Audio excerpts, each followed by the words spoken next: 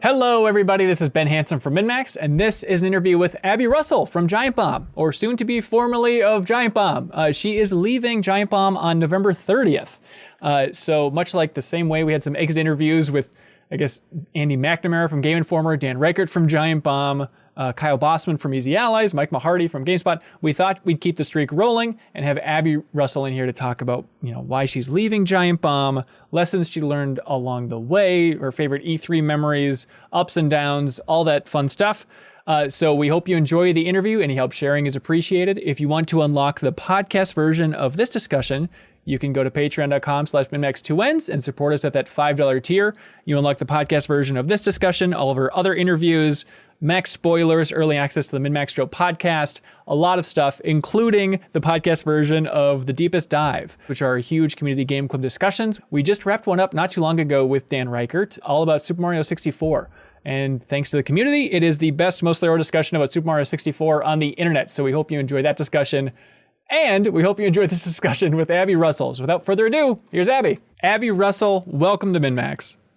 Hello, thank you for having me. It's an honor to have you. Thanks for jumping on. What a wild Before time. we get too into this podcast, should I record locally on my end?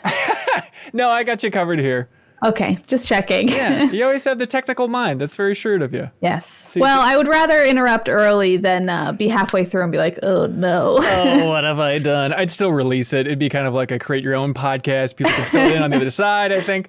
But what a crazy, crazy week for you. A crazy time for you. You just want to walk us through how you're feeling right now, leaving Giant Bomb?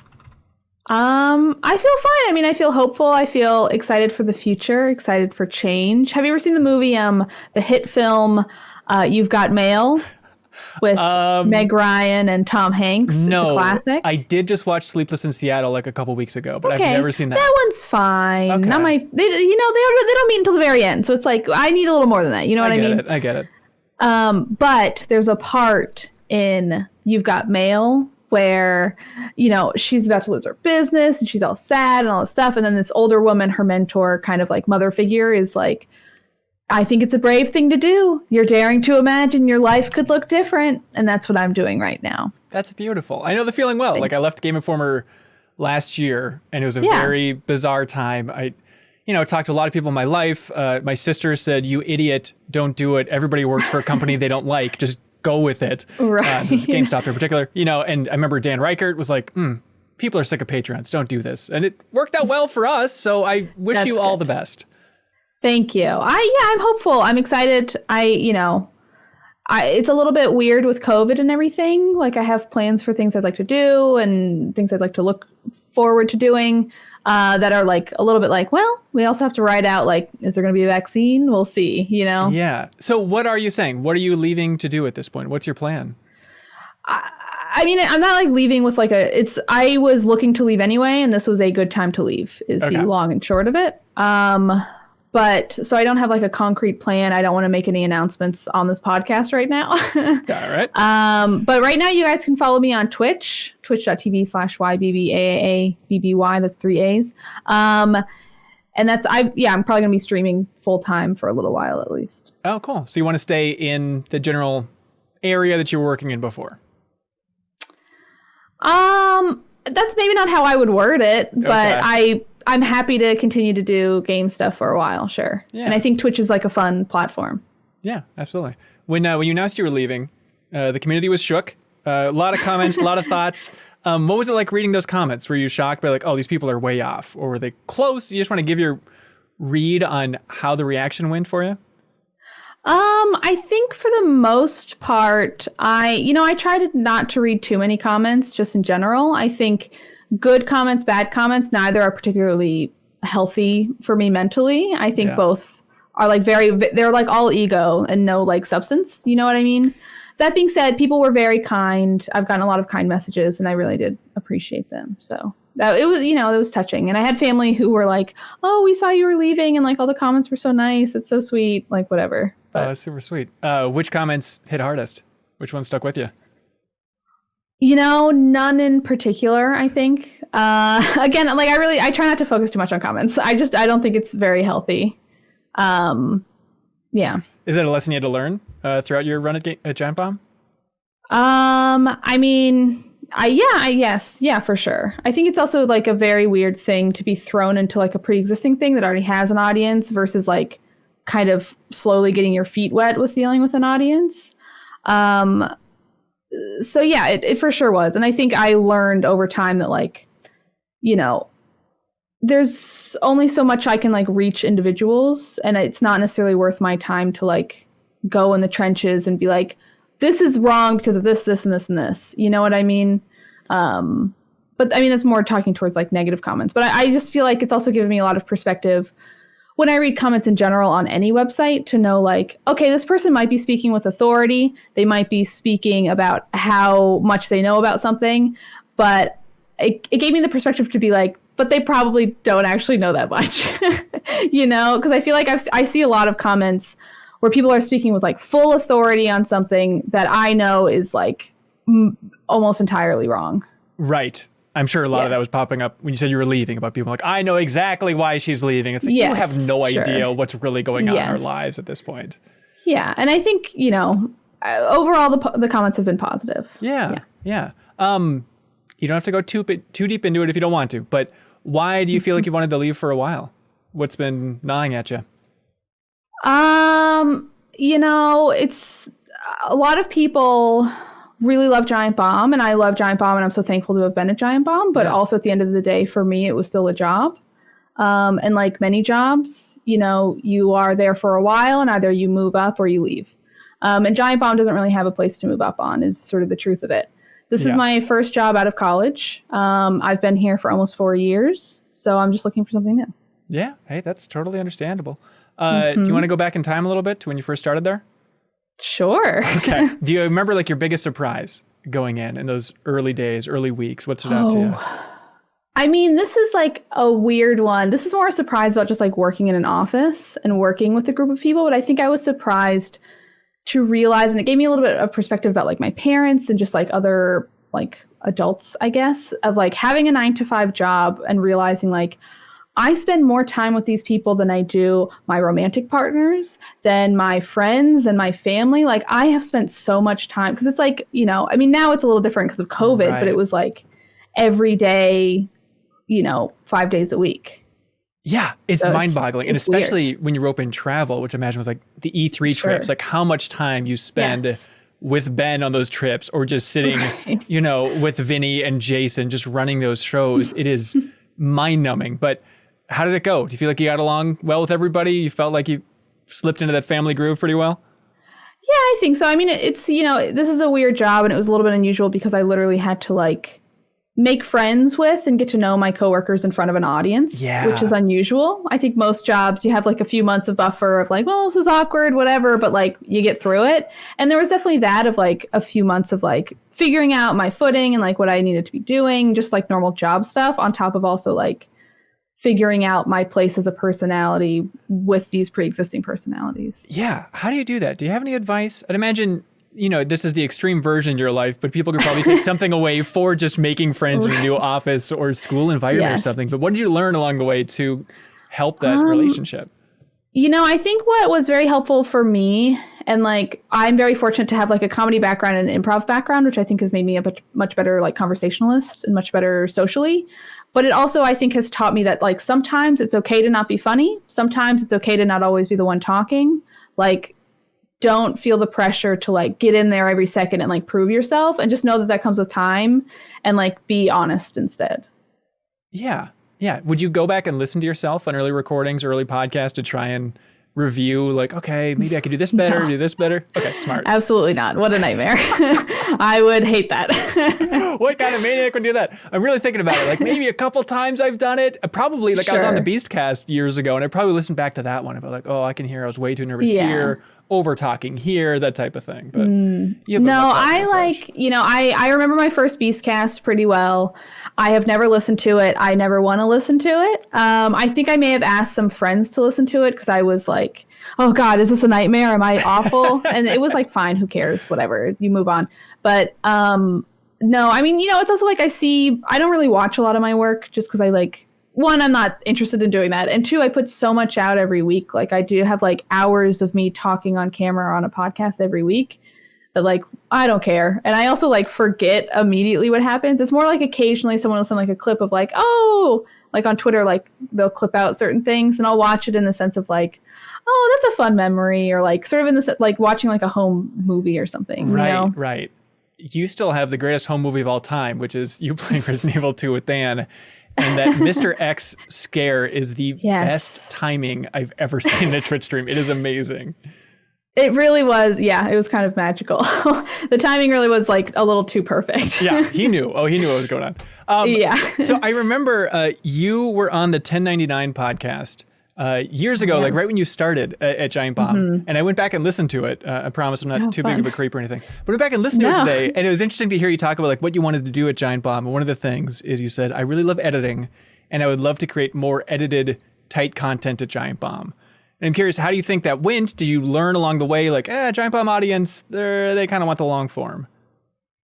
I mean, I definitely have brought more edited content, not like a ton of it. The issue with edited content at Giant Bomb is, like I was saying, we put out so much stuff that like, if you make a video, if I make an hour-long video on Monday, it might take me a week to edit it, right? And that's like a week's loss of content is sort of the issue there. And I would still find ways to edit things. I'm very proud of the edited work I did. You know, this season of Six Crazy Frights has a lot of editing that I'm proud of and I think was very fun.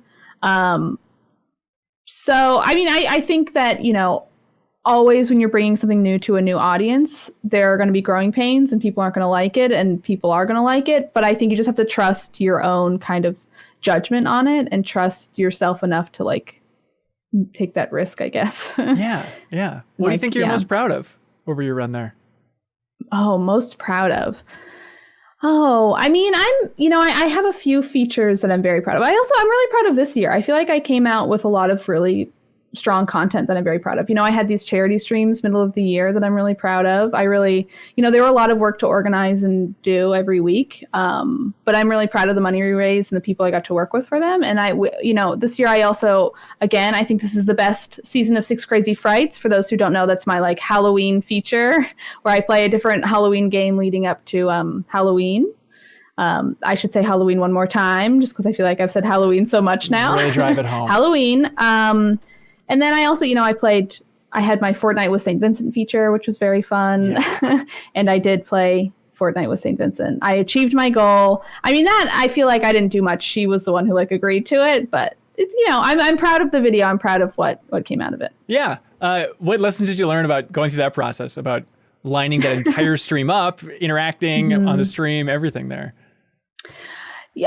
What did I learn? Interesting. I mean, I feel like for me doing that video with St. Vincent specifically, because I did it with like a bunch of my friends leading up to that St. Vincent video as guests. So with St. Vincent, I think it, you know, I was a little bit nervous, but once we got in, it was very much like any other job. You know, I think doing this job and also, you know, being in this job and like meeting people who I knew as a like front-facing figure before I got into the job and now they're just like my friends and peers, I think really helped to disillusion celebrity for me. So I think for me, it was more just like, you know, so often at my job, I am just playing a video game with like a stranger or a semi-stranger. And I just feel the responsibility to like take care of them and make them feel like they look good. And then also like have a fun show for the audience. And I feel like I did that with St. Vincent. I don't know. I think I very much kicked into like, hey, this is my job. This is what I do. Let's do it kind of mode with that video. Yeah. Yeah. Hell of a way to go out too. Congratulations. Yeah. Thanks. It was fun. She's incredibly kind. She was very generous with her time, which I appreciated. Yeah. What do you think you're going to miss? Just to imagine yourself years from now, when you look back on this era, what do you think you're going to miss the most? I mean, I think years from now, when I look back on any era in my life, like it's rare that I like miss anything. And usually it's, I guess if I want to be like nostalgic for something, that's hard. I mean, I think the people probably, you know, I really enjoy working with everyone at Giant Bomb. Like it's nice to, you know, have this group of people I get to collaborate with every day, you know, like, and the thing is also like, yes, I'm leaving the job, but I'm not like deleting all my phone numbers. You know what I mean? Like I'm still going to talk to them. I'm still going to, you know, chat with them, just not as much. But I think I'll probably just miss seeing everyone every day. Yeah. Which is also, it's a weird time because of COVID, I kind of don't right now anyway. So I was kind of weaned off of them as it is. But, you Yeah, and it sucks that like you can't have a goodbye party. It's like, what, you're going to I make know, everybody come that's on like a the Zoom biggest call? bummer. It sucks. Yeah. Yeah. There's no good way to exit. Yeah. It's all right. Okay, so I'm curious about you learning from Vinny in particular, working with him for so many years. What do you think you learned about, I don't know, being a good coworker, maybe a bad coworker, I guess I don't know, or leadership? Like, give me some good Vinny lessons after all these years. Okay, specifically from Vinny. Yeah. I think I learned about tenacity from Vinny. I mean, I felt like I was pretty tenacious going into this job, but I think he is very much like, well, if there is a problem, we will hit our heads against it until we come to a solution, which is where I think for me, sometimes my instinct is like, okay, we have an issue or a problem. And I'm talking more like technical problems. Right. Like an issue or a problem, like sometimes my solution is like, well, let's pivot to a different thing. Whereas I think Vinny's sort of MO is like, no, we will make this work no matter what. Which I think is like a good, it's a good mentality to have sometimes. But. Yeah. And then what does that mean? That means going to page 46 in the forums, trying to find the exact detail of troubleshooting this thing? I mean, yeah, potentially. Sometimes it is just like, let's take this thing apart and put it back together. Or like, I don't know. He's taken so many pieces of equipment apart and like looked up all these manuals and like soldered them and all this shit that I'm like, all right, I would have just like figured out a different one, but great. Yeah, it's gonna be weird working with somebody who's really passionate about like wrapping cables. Like, all right, just like the basics. I really have to learn to be passionate about this stuff just to try and keep up. Yeah, for sure. Yeah, you want to just talk about like this era, I guess, and being separated from your coworkers? Like, what has been fascinating to you about just how moods have changed or perception has changed with working remotely here? I mean, do you mean perceptions with like the audience, or what exactly do you mean? No, I think just kind of losing that sense of place. Or do you realize like, oh, it turns out an office isn't that important because it turns out we just talk on the podcast and that's the main place where we are buds. Right. I mean, I think what was interesting about this was like for the first like month or two of it, we were doing like solo streams, like basically like 16 hours a day, 12 hours a day, where everybody was just like slotting in all these times and just like we were constantly streaming because we were like, well, this is probably temporary. We're just going to set up these home streams. You can slot in a time. And eventually we sort of figured out like, okay, no, we need to go back to like what our schedule was before COVID when we were in an office and sort of finding ways to accommodate that. And it hasn't been too difficult, all things considered, and it offers sort of nice things as far as like before, because we have a West Coast office and an East Coast office, we were a little bit limited in like the people who could be on one thing versus another. And we could, work around it with Skype and everything. But it's a little bit hard when like 2 people are on Skype and 3 people are in the room. It just doesn't work as well versus now if like everybody is in a hangout call, you're sort of all on equal playing field as far as like the delay and everything. So it has offered more opportunities for our features to like get different combinations of people that we wouldn't normally have. Yeah, that's true. Just tears down the boundaries a little bit more. Do you think do you think a place like Giant Bomb needs an office? Like, what is the importance? What do you think you're missing at this point? I think it's nice to have an office. I think having group dynamic in person is like a really invaluable thing. And I think it was something that, I think Giant Bomb does differently than say like a normal Twitch streamer, who are kind of already doing this sort of thing. But I do think having like people in person is just like a different energy. It's also like the production quality is different versus like the inconsistencies of like being on people's home internet, and whatever else. But I think it's very valuable to have people together in a room for sure. Yeah, I'm trying to think about like what I've been missing. And a lot of it is just like spitballing off of bad ideas. I feel like now everything feels like it needs to be important when you're like, okay, I want to reach out for this Slack point, or I want to actually schedule a meeting and it's about this topic. Whereas before is just that idea of just shooting the shit, everybody's saying, I was thinking about this the other day and how that can snowball into something that'll actually go up on YouTube or on the site or whatever. And just having that completely devoid. And now it's like an idea needs to come in above the 50% mark now, which is not how most ideas start or good at, creation start. Yeah, I agree. I mean, I like that kind of like collaboration, teamwork, like, hey, let's just come up with ideas because we're like just riffing on each other or just because we like said a joke and like, hey, maybe that'd be a fun thing. Like you kind of lose that a little bit. Yeah, it's tough. But you like doing solo streams too. I do. Yeah, I do. I mean, I think it's definitely a different skill. I like doing both. And I think there's a lot of value in both. I really enjoy playing with other friends, but I also, I think a solo stream is a fun time. Yeah. Yeah. Yeah. Do you like the game industry after these years? Or you're like, all right, this is a solid game industry, or is it just too many ups and downs? Questions. Yeah. You're like making me sweat over here. I mean, that's the point. Do I like the game industry? That is such a big question. I love the people I've met in the game industry. Yeah. I enjoy playing video games. I think, like most industries, it needs to be diversified. I think, like a lot of industries, there's a lot of problematic aspects to it, especially with like the work-life balance in making video games, which I am, not a part of, but have heard of and seen more of, just sort of being tangentially related to it. I wouldn't say I enjoy video game culture. Yeah. Like, I think for me, I very much see video games as like, this is a leisure time activity. It is absolutely an art form, but like an art form, there's high art, there's low art, there's everything in between. And I don't enjoy, I feel this way about most things. I don't enjoy people who take it so seriously and so much of their identity is wrapped in it. I find that so dull. I think that is the most boring thing in the world. And I also think it is like, there's a lot of like gatekeeping in that as well. Yeah, I'm trying to think of the comparison because, you come from an improvisation background and you find more pride in saying like, oh, I'm an improviser compared to I'm a gamer. Like, do you think that even in the comedy scene, that's seen as like, don't attach yourself so strongly to that identity? I don't feel that way about it. I think maybe as a comedian, I think improv is so embarrassing. Like, I love improv. It has enriched my life in so many ways, but it is one of the most embarrassing things I do, like hands down. Like, again, I think, I owe so much of my life to improv and the skills I learned in improv. I think it was invaluable for me.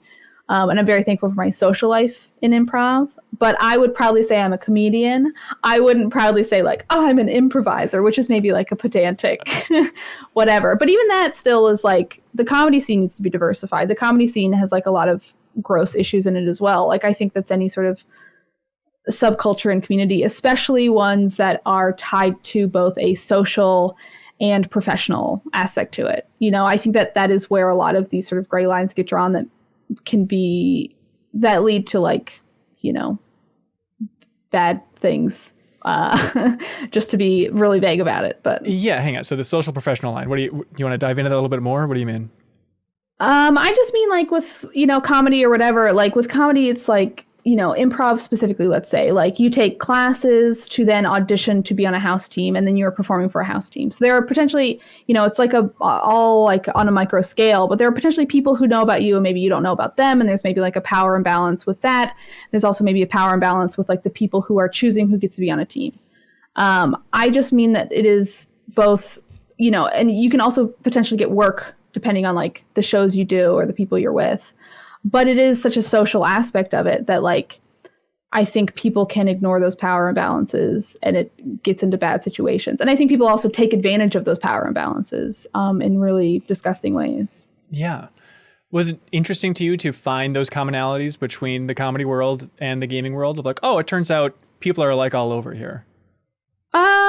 No, I wasn't necessarily surprised. I mean, that made sense to me. Yeah. I think it's, like I said, I think most things are like that, especially, I think like with gaming, like going to like conventions or something, there's definitely that like social aspect to it. And I have obviously always treated it as like a very professional thing. Like, I have a lot of friends who I'm very thankful to have friends with here, but I was very careful to like, I never wanted to like date anybody in the gaming industry or anything like that, just because I think it's also a little different, with me being at Giant Bomb and me being the only woman at Giant Bomb. I think the optics of it are a little bit different, but it's also just like, I think I don't like mixing that like professional and kind of social stuff. I feel like we've gotten on like a real tangent here. No, that's fine. Yeah, whatever you're interested in. Yeah, that's an interesting challenge. Absolutely. You want to talk about E3 on a completely different note? What are your fondest memories of E3?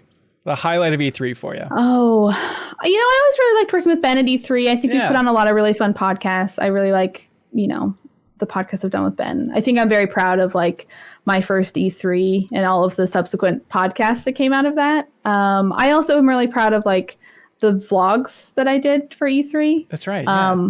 But E3 was also one of the few times a year when I could see like the whole Giant Bomb crew in one place. So that was always great. It was always just really nice to see everyone. Like they're exhausting trips and there's so much going on. But like not only could I see everybody at Giant Bomb, but I could also see all my like friends in the gaming industry, which is like that rules, you know? Yeah, it turns out I miss it a lot. Yeah, that connection with Ben I thought was so nice. It must have been so great to have somebody that's like, okay, starting around the same time, we got each other's back. You want to talk about the importance of that relationship when you were starting out at Giant Bomb? Yeah, I mean, it was also nice to have like, you know, a peer who was like starting at the same time as me with like a similar sort of junior position, but also who was like around my age and like, you know, was like came up with similar things.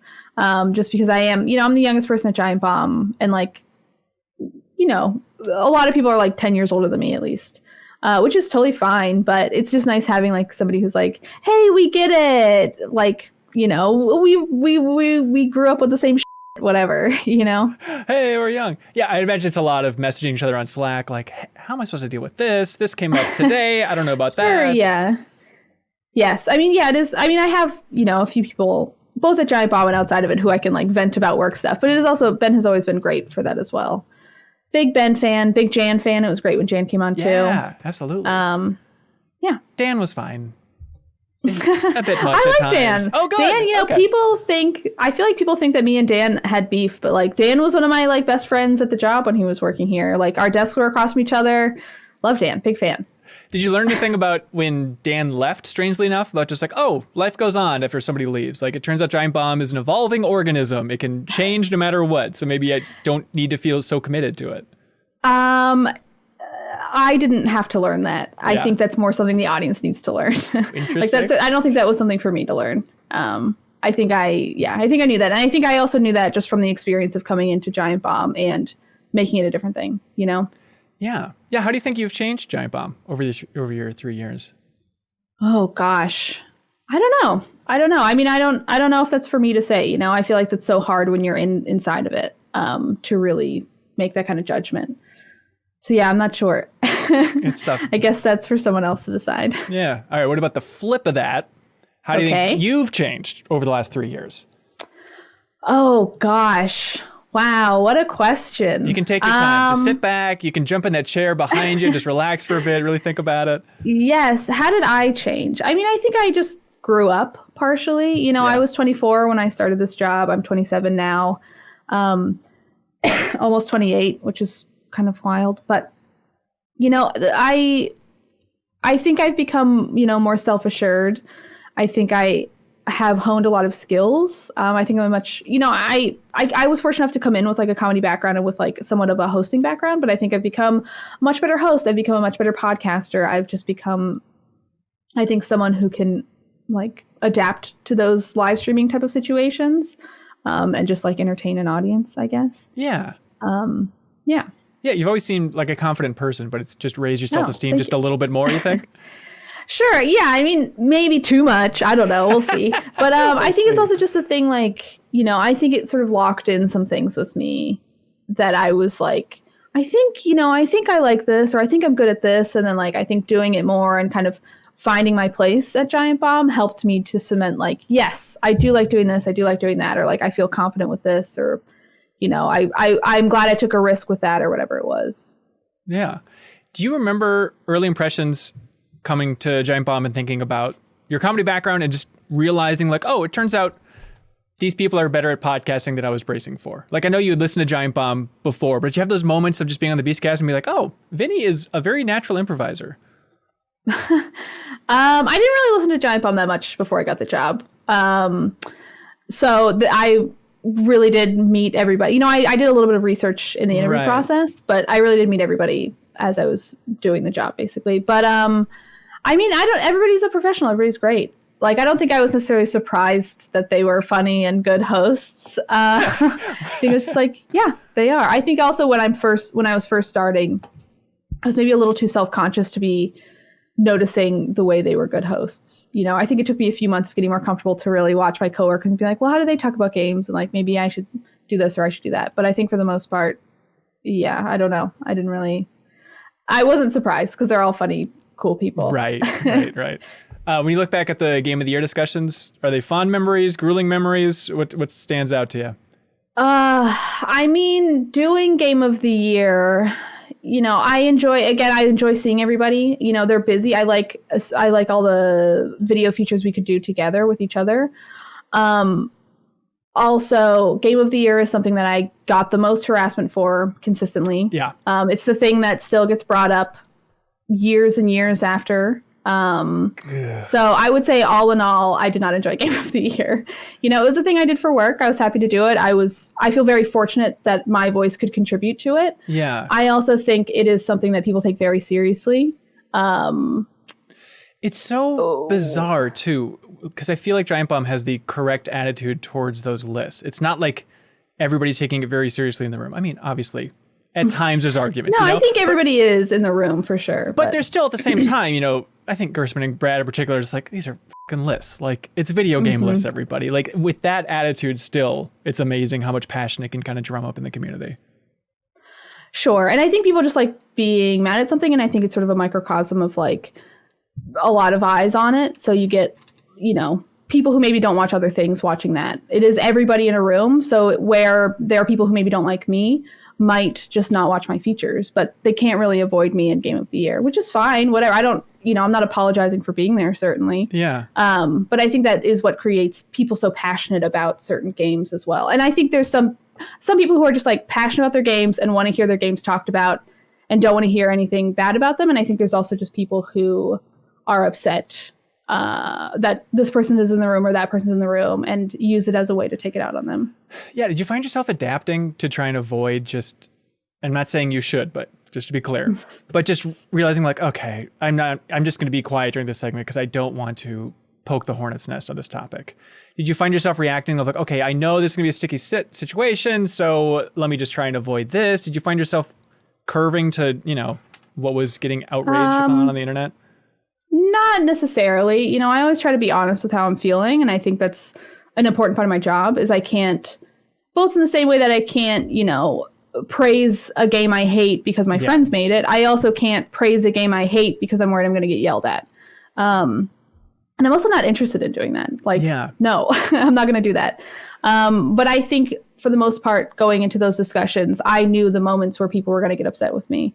I also, I think that there are very specific fans of certain games who are sometimes unkind. Simply put, I think like some games just drum up a very passionate audience in a toxic way.